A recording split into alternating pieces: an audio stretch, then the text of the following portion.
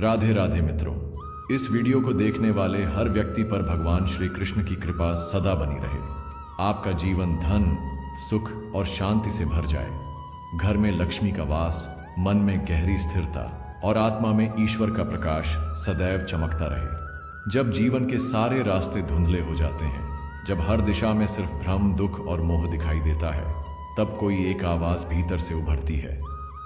एक दिव्य, शांत लेकिन अडिग आवाज। यह वही आवाज है जो कुरुक्षेत्र के युद्ध में अर्जुन ने सुनी थी और आज हर आत्मा जिसे सुनने को तरस रही है। भगवान श्री कृष्ण की वाणी। भगवद गीता कोई केवल पुराना ग्रंथ नहीं है। यह जीवन की हर परिस्थिति में प्रकाश देने वाला एक दिव्य चिरंतन मार्गदर्शन है। जब अर्जुन जैसा वीर भी भ्रमित हो गया, हार मान गया, तब श्री कृष्ण ने उसे जीवन का सर्वोच्च ज्ञान दिया। आत्मा का ज्ञान, भक्ति का रहस्य और कर्म का मार्ग। यह उपदेश केवल अर्जुन के लिए नहीं थे, ये हर उस आत्मा के लिए थे जो अपने जीवन के कुरुक्षेत्र में खड़ी है, अकेली, टूटी हुई और दिशाहीन। श्री कृष्ण के अंतिम उपदेश केवल युद्ध जीतने के लिए नहीं थे, वे आत्मा को परमात्मा से मिलाने की चाबी थे। उन्होंने अर्जुन से कहा, अब तू वही कर जो तेरा स्वधर्म है, लेकिन कर मेरे लिए। जो तू देखता है, सुनता है, करता है, उसमें साक्षी बन, मोह से मुक्त हो और मुझे समर्पित हो जा। यही 16 उपदेश हैं जो आज भी उतने ही प्रासंगिक हैं जितने तब थे। अगर हम इन्हें समझ लें, आत्मसात कर लें, तो न केवल जीवन की उलझनों से पार निकल सकते हैं, बल्कि ईश्वर की उस दिव्यता को अनुभव कर सकते हैं जो हर आत्मा में छुपी है। अब समय है श्री कृष्ण की उन अमृत वाणियों को जानने का, जो मृत्यु में अमृत्व का संदेश देती हैं और सांसारिक अंधकार में दिव्य प्रकाश बनकर प्रकट होती हैं। अध्याय 3, श्लोक 35। स्वधर्म का पालन करो, चाहे मृत्यु भी क्यों न सामने हो। श्रेयान स्वधर्मो विगुण, परधर्मात् स्वनुष्ठितात्। जब अर्जुन युद्ध से पीछे हटने लगा, तब भगवान श्री कृष्ण ने उसे एक अमूल्य ज्ञान दिया। स्वधर्म यानी स्वयं का धर्म, अपने कर्तव्य को निभाना। श्री कृष्ण ने कहा कि भले ही तुम्हारा धर्म कठिन हो, भले ही उसमें असफलता का भय हो, फिर भी उसी का पालन करो, क्योंकि किसी और का धर्म, चाहे वह कितना भी आकर्षक या सफल लगे, तुम्हारे लिए विनाश का कारण बन सकता है। स्वधर्म का मतलब है वह कर्म जो तुम्हारी प्रकृति, जन्म और आत्मा से जुड़ा हो। अर्जुन एक क्षत्रिय था, उसका धर्म था अन्याय के विरुद्ध युद्ध करना, धर्म की रक्षा करना। लेकिन मोह, माया और रिश्तों के बंधन ने उसे भ्रमित कर दिया। उसने कहा, मैं अपने गुरु, अपने भाई, अपने संबंधियों को कैसे मार सकता हूं? तब श्री कृष्ण ने उसे झकझोर कर कहा, हे अर्जुन, यदि तू युद्ध छोड़कर भागेगा तो लोग तुझे कायर कहेंगे, तुझे अपयश मिलेगा और यह अपयश मृत्यु से भी अधिक पीड़ादायक है। जब हम अपने सच्चे कर्म से भागते हैं, चाहे वह डर हो, मोह हो या लालच, तो हम अपने जीवन के मकसद से दूर हो जाते हैं। हम किसी और की राह अपनाकर चाहे थोड़ी सफलता पालें, लेकिन अंदर से खाली और बेचैन रहते हैं। श्री कृष्ण कहते हैं, जो जीवन तुम्हारे आत्मधर्म से मेल नहीं खाता, वह चाहे कितना भी भरा पूरा दिखे, वह अंत में दुख ही देता है।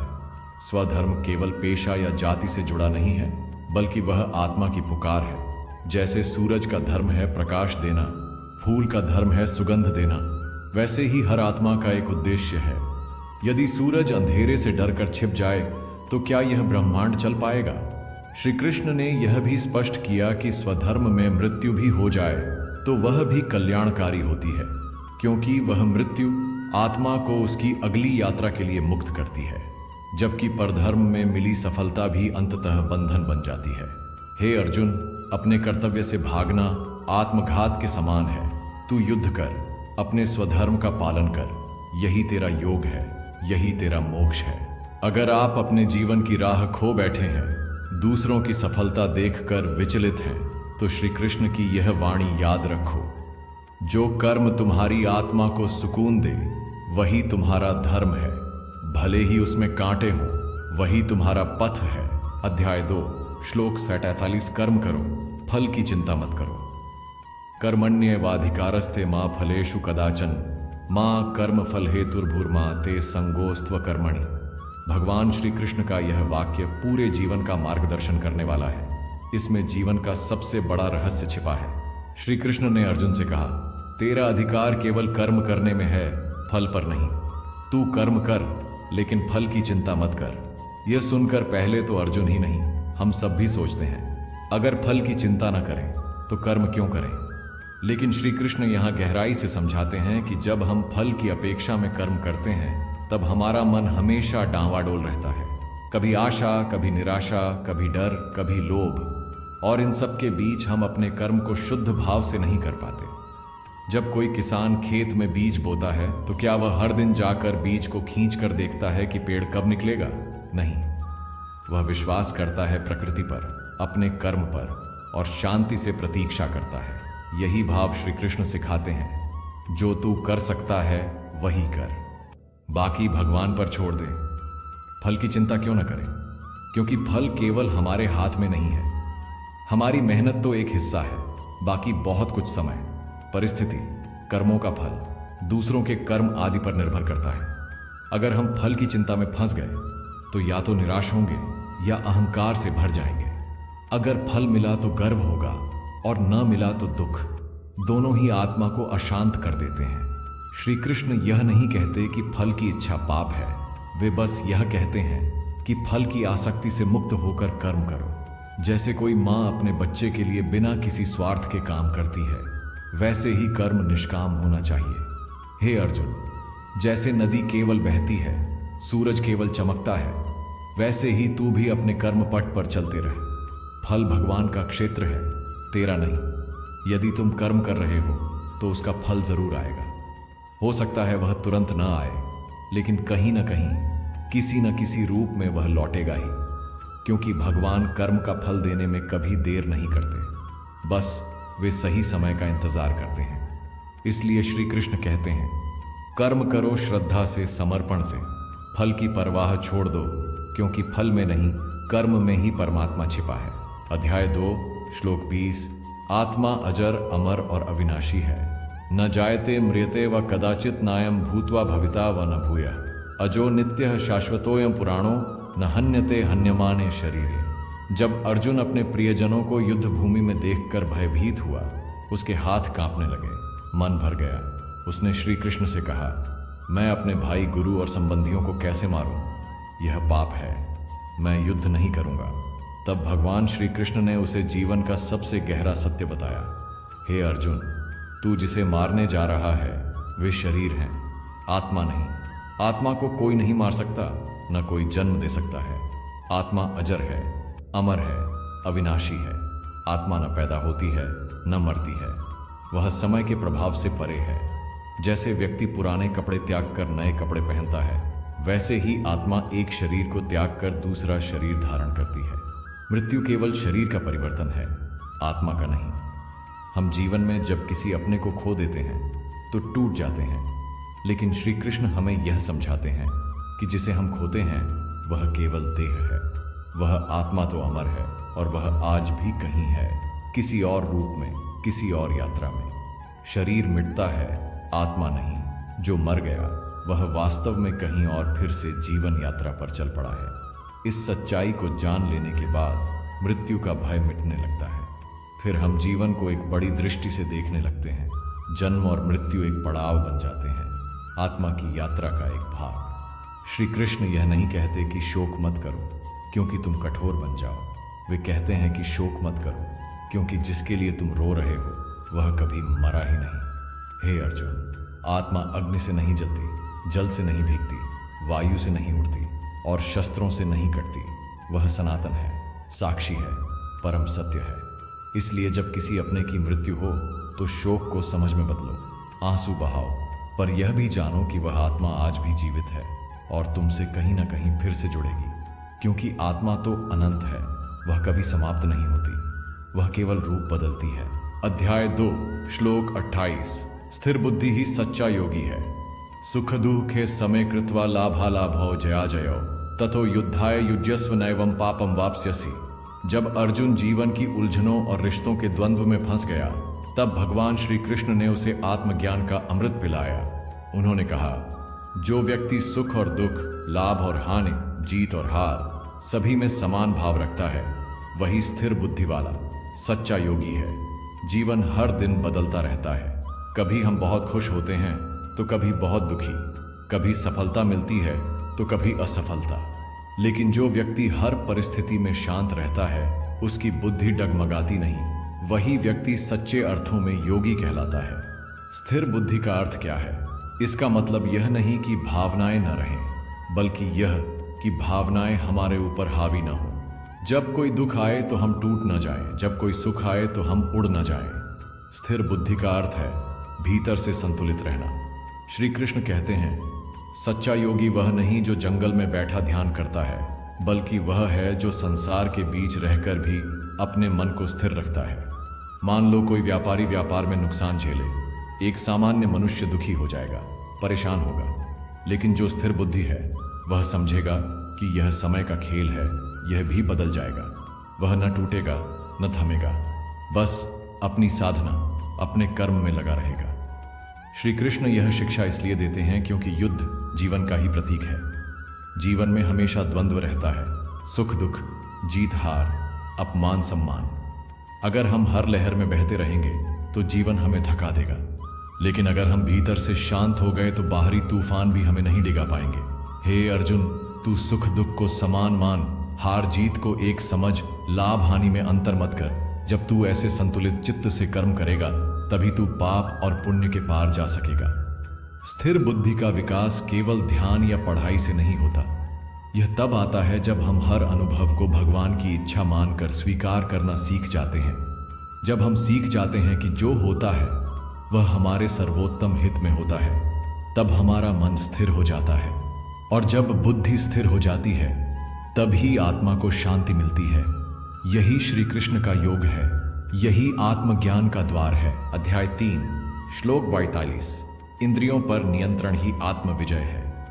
इंद्रियाणि पराण्याहुरिंद्रियेभ्यः परम मनः, मन सस्तु परा बुद्धिर्यो बुद्धेः प्रतस्तु सः। भगवान श्री कृष्ण ने अर्जुन से कहा, हे अर्जुन, इंद्रियां सबसे शक्तिशाली लगती हैं, लेकिन उनसे भी ऊपर मन है, मन से भी ऊपर बुद्धि है, और इन सबसे श्रेष्ठ है आत्मा। इसका अर्थ यह है कि जब तक मन, इंद्रियां और बुद्धि पर विजय नहीं होती, तब तक आत्मा का प्रकाश पूरी तरह प्रकट नहीं होता। इंद्रियां, आंख, कान, नाक, जीभ और त्वचा, ये 5 दरवाजे हैं जिनसे हम संसार को अनुभव करते हैं। ये हमें सुख की ओर खींचती है।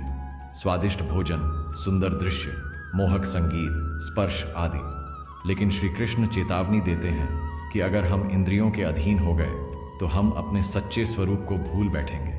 मान लो किसी को मीठा बहुत पसंद है, लेकिन वह मधुमेह का रोगी है।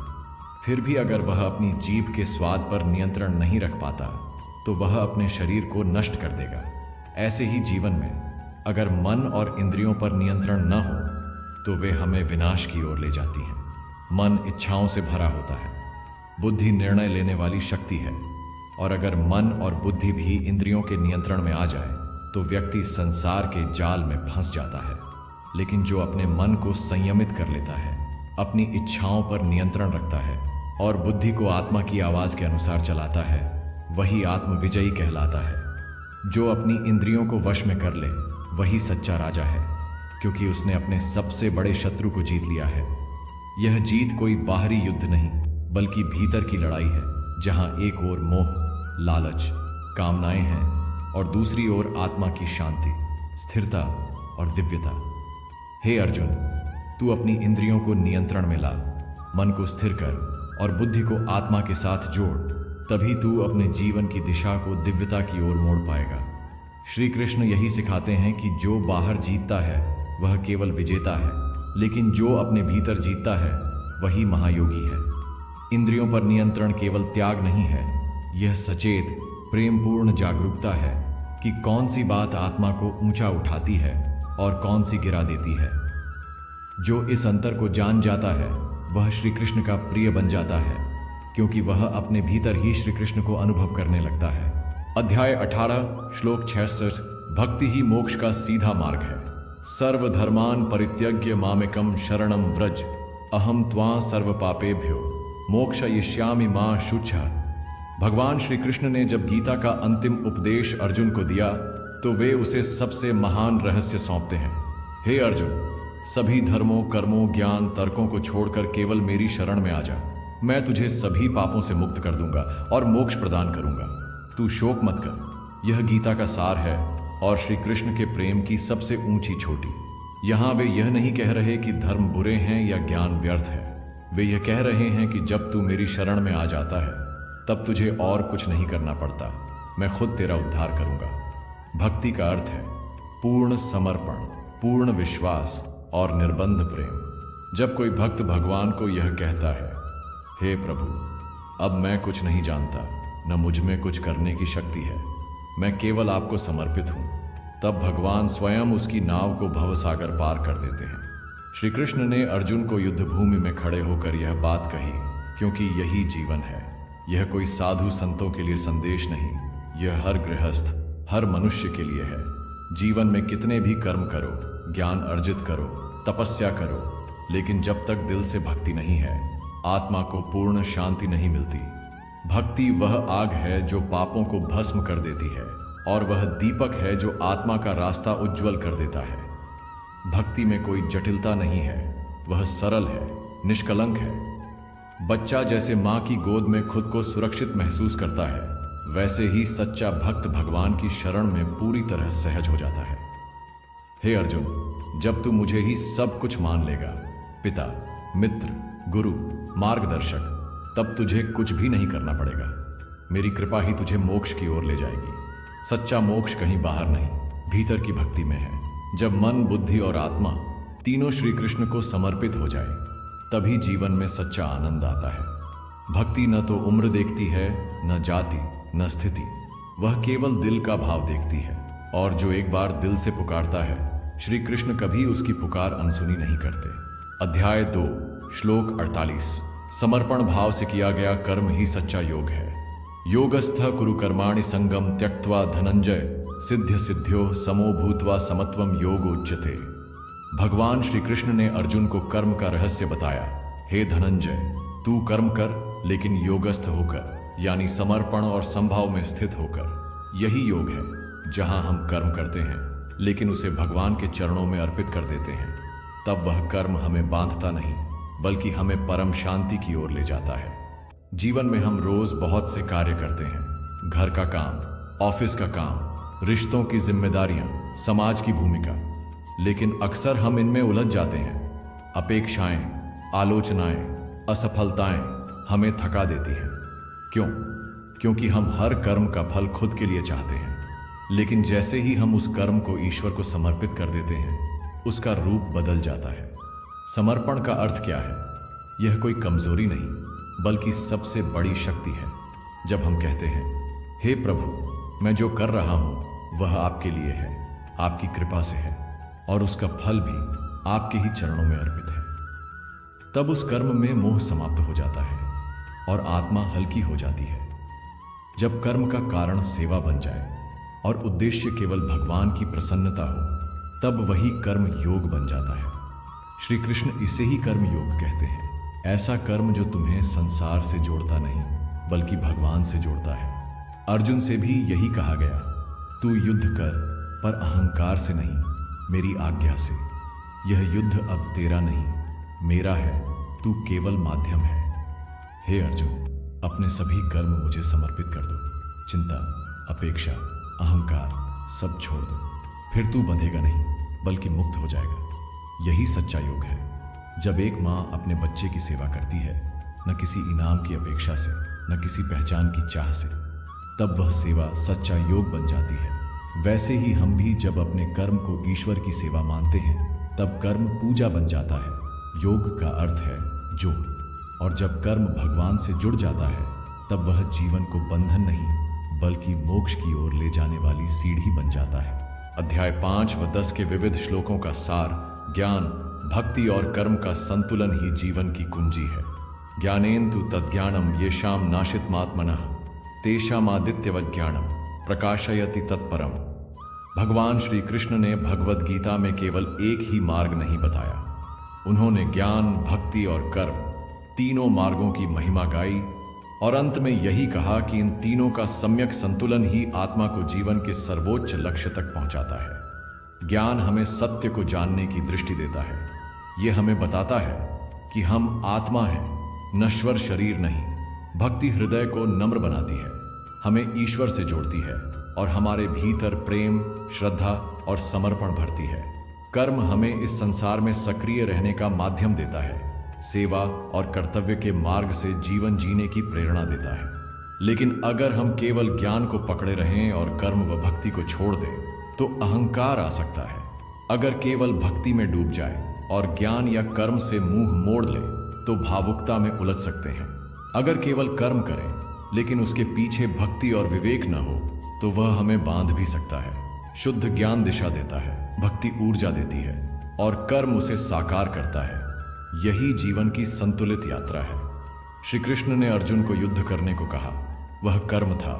साथ ही उन्होंने आत्मा का ज्ञान भी दिया, वह ज्ञान मार्ग था।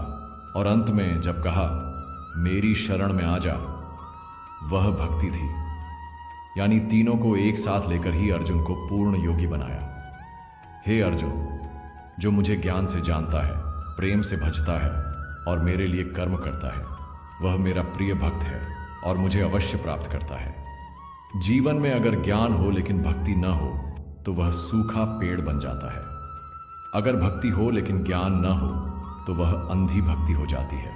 और अगर कर्म हो लेकिन आत्मा से न जुड़ा हो तो वह केवल भाग दौड़ बनकर रह जाता है। इसलिए श्री कृष्ण का संदेश है, जीवन रूपी रथ 3 पहियों से चलता है, ज्ञान, भक्ति और कर्म। इनका संतुलन ही तुम्हें आत्मा की मुक्ति, जीवन की पूर्णता और परमात्मा की कृपा तक पहुंचाएगा। अध्याय 18, श्लोक 35। अहंकार का त्याग ही आत्मज्ञान की शुरुआत है। अहंकारम बलम दर्पम कामम क्रोधम परिग्रहम विमुच्य निर्ममः शांतो ब्रह्म भूयाय कल्पते। भगवान श्री कृष्ण ने अर्जुन को आत्मज्ञान का आरंभिक द्वार बताया और वह द्वार है अहंकार का त्याग। जब तक हम अपने भीतर मैं का बोध लेकर जीते हैं, मैंने किया, मेरा है, मैं श्रेष्ठ हूं, तब तक हमारा मन ईश्वर से बहुत दूर रहता है। ईश्वर को पाने के लिए पहले उस मैं को मिटाना पड़ता है जो आत्मा और परमात्मा के बीच दीवार बन चुका है। अहंकार बहुत सूक्ष्म होता है। यह केवल घमंड या दिखावे की बात नहीं है, यह हर जगह छिपा होता है। मैं ही सही हूं, मेरे बिना कुछ नहीं हो सकता, मैं दूसरों से बेहतर हूं, यही छिपा हुआ अहंकार है। और जब तक यह मैं बना रहेगा तब तक वह यानी परमात्मा सामने होकर भी दिखाई नहीं देगा। अहंकार वो धुंध है जो आत्मा के प्रकाश को ढक देती है। जब यह धुंध हटती है तभी आत्मज्ञान की पहली किरण फूटती है। श्री कृष्ण ने अर्जुन को भी यही सिखाया, तू युद्ध कर लेकिन अहंकार से नहीं, मेरी आज्ञा से। मत सोच कि तू मार रहा है या जीत रहा है, तू तो केवल एक माध्यम है। जो हो रहा है वह मेरी शक्ति से हो रहा है। जब हम यह समझ लेते हैं कि हम इस सृष्टि के केंद्र में नहीं हैं, बल्कि हम भी उसी ईश्वर की एक लहर हैं, तभी हमारे भीतर नम्रता, समर्पण और शांति का उदय होता है। और यहीं से आत्मज्ञान की यात्रा शुरू होती है। हे अर्जुन, जो मैं और मेरा को त्याग कर तू ही तू में लीन हो जाता है, वही मुझ में विलीन हो जाता है। सच्चा ज्ञान तब नहीं आता जब हम बहुत कुछ पढ़ लेते हैं, बल्कि तब आता है जब हम भीतर से खाली हो जाते हैं। जैसे खाली पात्र में ही नया जल भरा जा सकता है, वैसे ही अहंकार से रहित हृदय में ही ईश्वर का प्रकाश उतर सकता है। अहंकार छोड़ो, क्योंकि जहां मैं मिटता है वहीं से श्री कृष्ण प्रकट होते हैं। और जब ईश्वर प्रकट होते हैं तब जीवन का अंधकार स्वयं मिट जाता है। अध्याय 2, श्लोक 27। साक्षी भाव से जगत को देखो, लिप्त मत हो, यह सर्वत्रान्भिस्नेहस्तत्तत् प्राप्य शुभाशुभम नाभिनंदति न द्वेष्टि तस्य प्रज्ञा प्रतिष्ठिता। भगवान श्री कृष्ण अर्जुन को जीवन का गहरा रहस्य बताते हैं। हे अर्जुन, इस संसार में रहो, अपने कर्म करो, अपने संबंध निभाओ, लेकिन भीतर से साक्षी बनकर देखो, अपने को उससे मत जोड़ो। साक्षी भाव का अर्थ है देखना, अनुभव करना, लेकिन उसमें फंसना नहीं। जैसे आकाश में बादल आते हैं, चले जाते हैं, आकाश उन पर न हंसता है न रोता है, वह केवल साक्षी बना रहता है। उसी तरह जब हम जीवन की घटनाओं को केवल देखना सीख जाते हैं, बिना आसक्ति, बिना विरोध के, तब हमारे भीतर योग का जन्म होता है। श्री कृष्ण कहते हैं, तुम घर में रहो, परिवार में रहो, व्यापार करो, सेवा करो, लेकिन यह मत भूलो कि यह सब अस्थाई है। यह एक नाटक है और तुम इस नाटक के अभिनेता हो, लेकिन तुम यह शरीर या भूमिका नहीं हो। जो सुख आए वह भी बीत जाएगा, जो दुख आए वह भी चला जाएगा। लेकिन यदि हम हर भाव में डूबते चले जाएं, तो भीतर की शांति टूट जाती है। इसलिए साक्षी भाव ही वह दृष्टि है जो हमें संसार में रहते हुए भी संसार से पार ले जाती है। लिप्तता दुख देती है, साक्षी भाव मुक्ति देता है। यह जीवन एक नदी की तरह है, वह बहेगी ही। हम उसमें तैर सकते हैं, बह भी सकते हैं, लेकिन अगर हमने डूबने का रास्ता चुना तो कोई नहीं बचा पाएगा। पर अगर हम शांत किनारे पर खड़े होकर उसे देखें, अनुभव करें, तब हमें जीवन की गति और गहराई दोनों समझ में आती है। हे अर्जुन, तू यह मत सोच कि तू करता है, मैं करता हूं। तू केवल मेरा साधन है। कर्म कर, लेकिन भीतर से शांत और साक्षी बन जा। यही सच्चा योग है। जब हम रिश्तों, सफलता, अपमान, प्रशंसा, लाभ या हानि में पूरी तरह लिप्त हो जाते हैं, तो हम भूल जाते हैं कि हम आत्मा हैं। लेकिन जब हम साक्षी की दृष्टि से सबको देखना सीखते हैं, तो हमें संसार की सुंदरता भी दिखती है और उसका माया जाल भी। साक्षी बनो, क्योंकि जब तुम देखना सीख जाते हो बिना बंधन के, तब तुम चलने लगते हो ईश्वर की ओर, और वही मार्ग मोक्ष की ओर जाता है। अध्याय 5 श्लोक 18। ईश्वर हर जीव में समान रूप से विराजमान है। विद्या विनय संपन्ने ब्राह्मणे गवि हस्तिने शून्य चैव स्वपाके च पंडिता समदर्शिनः। भगवान श्री कृष्ण ने अर्जुन को आत्मा और ईश्वर का अद्भुत रहस्य बताया। हे अर्जुन, जो ज्ञानी होते हैं वे ब्राह्मण, गाय, हाथी, कुत्ता और यहां तक कि चांडाल, अत्यंत नीच समझा जाने वाला, सभी में उसी परमात्मा का दर्शन करते हैं। इस संसार में जो भी जीव हैं, पशु, पक्षी, मनुष्य, कीट पतंगे, अमीर, गरीब, ज्ञानी, अज्ञानी, उन सभी के भीतर एक ही परमात्मा का अंश विद्यमान है। शरीर अलग हो सकते हैं, रूप अलग हो सकते हैं, कर्म अलग हो सकते हैं, लेकिन आत्मा सबकी एक जैसी दिव्य है।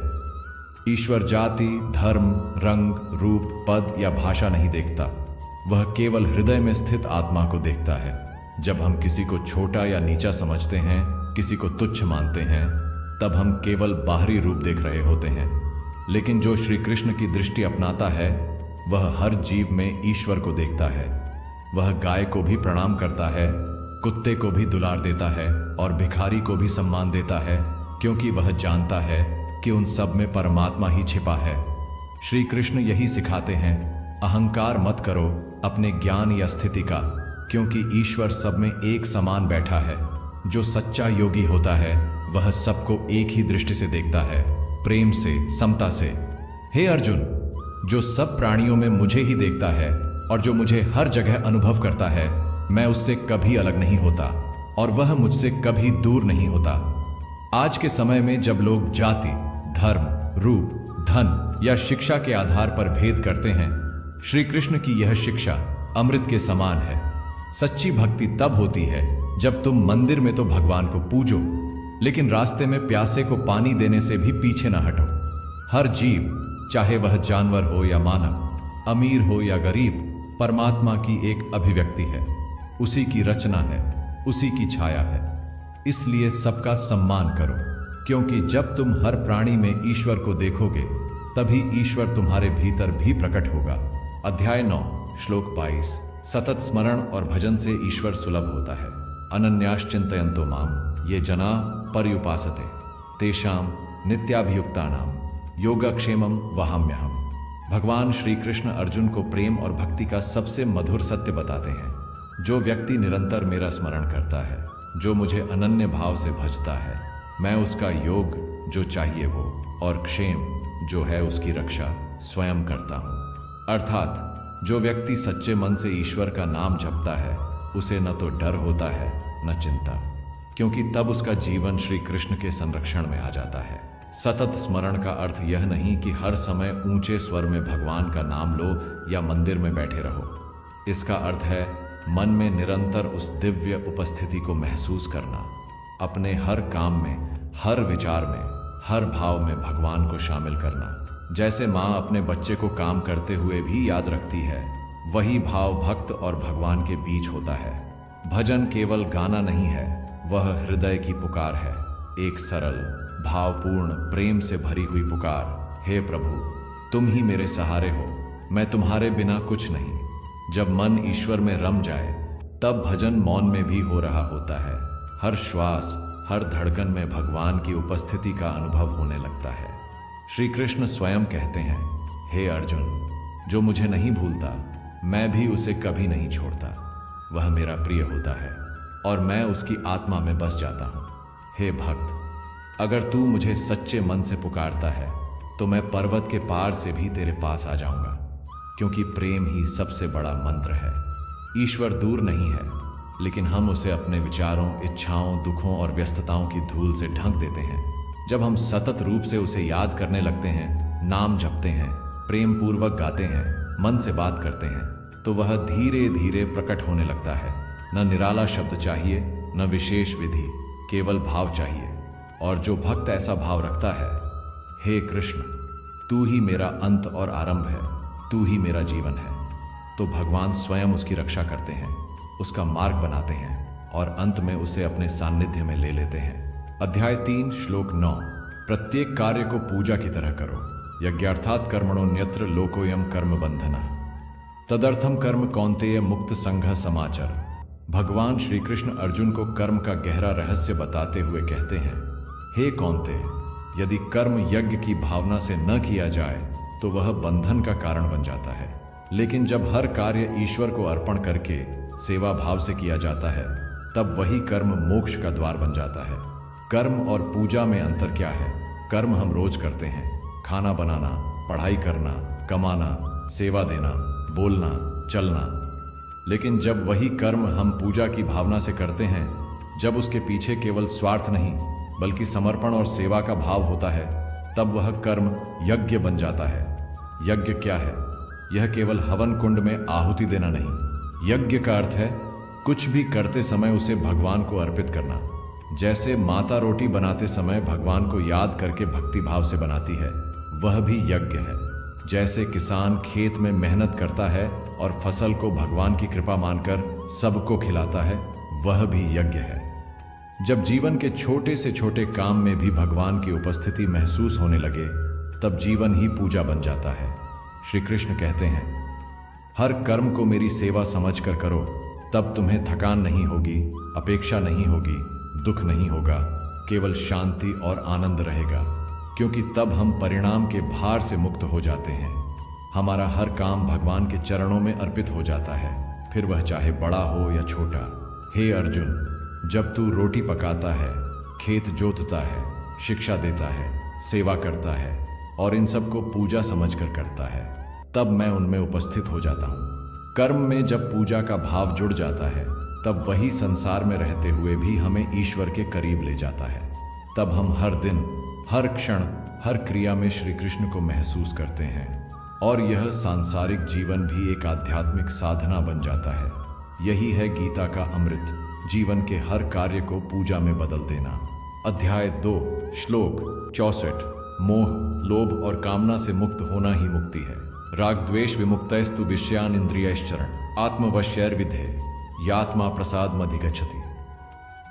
भगवान श्री कृष्ण ने अर्जुन को बताया कि संसार का सबसे बड़ा बंधन राक्षस या युद्ध नहीं है, बल्कि हमारे अंदर का मोह, लोभ और कामना ही सबसे बड़ा बंधन है। जब तक मन इनसे बंधा रहेगा, तब तक आत्मा अपने स्वरूप को नहीं पहचान सकती, और जब तक आत्मा अपने स्वरूप को नहीं पहचानती, तब तक मोक्ष संभव नहीं। मोह का अर्थ है किसी व्यक्ति, वस्तु या स्थिति से ऐसा जुड़ाव जो हमें सत्य से भटका दे। लोभ हमें वह पाने की इच्छा में उलझा देता है जो हमारे पास नहीं है। कामना कभी समाप्त नहीं होती, एक पूरी होती है तो 10 और जन्म लेती है। यह तीनों मन के भीतर ऐसा जाल बुनते हैं कि व्यक्ति बाहर से भले स्वतंत्र दिखे, लेकिन भीतर से गुलाम बन जाता है। मुक्ति बाहर के द्वार खोलने से नहीं मिलती, बल्कि भीतर की जंजीरें तोड़ने से मिलती है। श्री कृष्ण कहते हैं, हे अर्जुन, जो व्यक्ति राग द्वेष, पसंद नापसंद से ऊपर उठ गया, जो किसी वस्तु या परिणाम के प्रति आसक्त नहीं है, जो अपने मन को वश में रखता है, वही सच्चे आनंद को प्राप्त करता है। मुक्ति का अर्थ केवल मृत्यु के बाद स्वर्ग जाना नहीं है। सच्ची मुक्ति इसी जीवन में है, जब मन शांत हो जाए, इच्छाएं नियंत्रित हो जाए और आत्मा स्वतंत्र महसूस करे। यह तभी संभव है जब हम मोह और लालच को प्रेम और संतोष से बदल दें। हे अर्जुन, जो मनुष्य मोह से मुक्त हो जाता है वह मेरे साक्षात स्वरूप को देखने योग्य हो जाता है और वही मेरा प्रिय भक्त होता है। मोह तब समाप्त होता है जब हमें यह समझ आ जाता है कि जो भी हमारे पास है वह क्षणिक है और जो प्रभु का है वही हमारे जीवन का सच्चा धन है। लोभ तब शांत होता है जब हम यह जान लेते हैं कि असली सुख पाने में नहीं, बांटने में है। और कामना तब मिटती है जब आत्मा को ईश्वर की भक्ति में रस आने लगता है। तब न कुछ पाने की इच्छा रह जाती है, न कुछ खोने का डर। बस एक मीठा समर्पण और शांति मन में उतरने लगती है। अध्याय 8 श्लोक 5। अंत समय में जिसका मन मुझ में है वह मेरे पास आता है। अंत काले च मामेव स्मरण मुक्त्वा कलेवरम यह प्रयाति स मद्भावम याति नास्त्यत्र संशयः। भगवान श्री कृष्ण ने अर्जुन को जीवन का सबसे अंतिम और सबसे गुप्त रहस्य बताया। हे अर्जुन, जो व्यक्ति अंत समय में यानी मृत्यु के समय मेरा स्मरण करता है वह इस संसार से मुक्त होकर मुझे प्राप्त करता है। इसमें कोई संदेह नहीं। यह कोई डराने वाली बात नहीं, बल्कि एक दिव्य वादा है। जो जीवन भर ईश्वर से जुड़ा रहता है उसे मृत्यु भी नहीं डरा सकती। जब शरीर छूटता है तो आत्मा अपने अनुभव, भाव और चेतना के साथ आगे बढ़ती है। अगर उस समय मन प्रभु के चरणों में लगा हो तो आत्मा सीधे उन्हीं की ओर चली जाती है। लेकिन प्रश्न यह है, क्या मृत्यु के समय अचानक मन भगवान में लग सकता है? श्री कृष्ण स्वयं इसका उत्तर देते हैं। जैसे व्यक्ति जीवन भर जिस भाव में रहता है वही भाव अंत समय में उसके पास आता है। इसलिए पूरे जीवन भर मुझे स्मरण करो, तब अंत समय में भी मैं तुम्हारे साथ रहूंगा। जिसने जीवन को ईश्वर के साथ जिया उसकी मृत्यु भी ईश्वर में ही विलीन होती है। मृत्यु के समय हमारे पास न शरीर की शक्ति होती है न तर्क की गति, केवल मन और भाव शेष रहता है। और जो मन बार बार कृष्ण कृष्ण कहता आया है, जो आत्मा बार बार उसी दिव्य रूप में डूबी रही है, वही आत्मा अंतिम क्षण में भी भगवान को ही पुकारेगी और भगवान स्वयं उसे अपने धाम में ले जाएंगे। हे भक्त, मृत्यु तुम्हें मुझसे दूर नहीं कर सकती। यदि जीवन भर तुमने मुझे अपनी धड़कनों में बसाया है, मैं तुम्हारा अंतिम भी हूं, अनंत भी। इसीलिए श्री कृष्ण हमें केवल अंतिम क्षण को नहीं, पूरे जीवन को ईश्वरमय बनाने की प्रेरणा देते हैं। जब भोजन करते समय भी प्रसाद का भाव हो, काम करते समय भी सेवा का भाव हो और श्वासों में भी नाम स्मरण चलता रहे, तब मृत्यु कोई भय नहीं रहती, बल्कि वह ईश्वर की गोद में लौटने का निमंत्रण बन जाती है। जीवन का अंतिम क्षण हमारे पूरे जीवन का प्रतिबिंब होता है। इसलिए यदि अंत में भगवान चाहिए तो आरंभ से ही भगवान को जीवन का केंद्र बनाना होगा। अध्याय 9 श्लोक 31। जो मेरा भक्त है वह कभी नष्ट नहीं होता। कौन्तेय प्रतिजानीहि न मे भक्तः प्रणश्यति। श्री कृष्ण ने अर्जुन से अत्यंत भावपूर्ण वचन में कहा, हे कौन्तेय, तू पूरे संसार से कह दे, मेरा भक्त कभी नष्ट नहीं होता। यह केवल एक आश्वासन नहीं, बल्कि भगवान की प्रतिज्ञा है, एक ऐसा दिव्य वादा जो युगों युगों से भक्तों का सहारा बना हुआ है। जीवन में अनेक बार हम गिरते हैं, भूल करते हैं, रास्ता भटकते हैं, लेकिन यदि हृदय में ईश्वर के प्रति सच्चा प्रेम, भक्ति और समर्पण हो तो भगवान हमें कभी नहीं छोड़ते। वे हमारे हर आंसू, हर पुकार, हर प्रार्थना को सुनते हैं और जब समय आता है तो अपनी कृपा से सब ठीक कर देते हैं। भक्त का जीवन भले संघर्षमय हो, लेकिन उसका अंत श्री कृष्ण की गोद में होता है। इसका अर्थ यह नहीं कि भक्त को कभी दुख नहीं होगा या उसका जीवन बिना परीक्षा के बीतेगा, लेकिन जब वह दुख में होता है तब भी वह अकेला नहीं होता, उसके साथ स्वयं भगवान चलते हैं। और जब संसार उसे ठुकरा देता है तब प्रभु उसे अपने हृदय से लगाते हैं। श्री कृष्ण के इस वचन में गहराई है।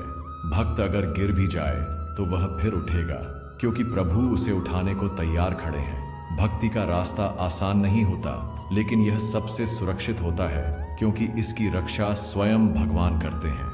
हे अर्जुन, तू निर्भय हो जा।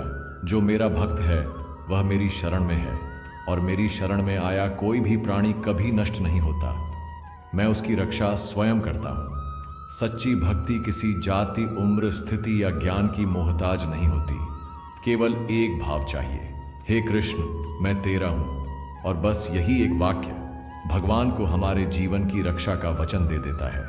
जैसे बच्चा रोता है तो माँ दौड़ती है, वैसे ही जब भक्त पुकारता है तो कृष्ण दौड़ते हैं। जो श्री कृष्ण को दिल से चाहता है, उनके नाम को जीवन में बसाता है, उनके चरणों में समर्पण करता है, उसका जीवन भी सुरक्षित होता है और अंत भी सुंदर। क्योंकि श्री कृष्ण कभी अपने भक्त को छोड़ते नहीं। जब तक हम श्री कृष्ण के इन दिव्य उपदेशों को केवल शब्दों की तरह सुनते रहेंगे, वे बस सुनाई देंगे। लेकिन जिस दिन हम इन्हें अपने जीवन में उतारना शुरू कर देंगे, उसी दिन से हमारा जीवन साधारण नहीं, एक दिव्य यात्रा बन जाएगा। यह उपदेश केवल ज्ञान नहीं देते, यह आत्मा को मुक्त करते हैं और मन को स्थिर करते हैं। अगर आपको श्री कृष्ण के ये अमृत वचन सार्थक लगे तो आइए इस ज्ञान की रोशनी को औरों तक भी पहुंचाएं। वीडियो को लाइक करें, नीचे कमेंट में जय श्री कृष्ण जरूर लिखें, इसे अपने दोस्तों और परिवार तक शेयर करें और चैनल को सब्सक्राइब करें ताकि हर सप्ताह श्री कृष्ण की ऐसी ही दिव्य शिक्षाएं आपको मिलती रहें। आपका एक एक क्लिक इस आध्यात्मिक संदेश को लाखों लोगों तक पहुंचा सकता है। जय श्री कृष्ण। हरि ओम।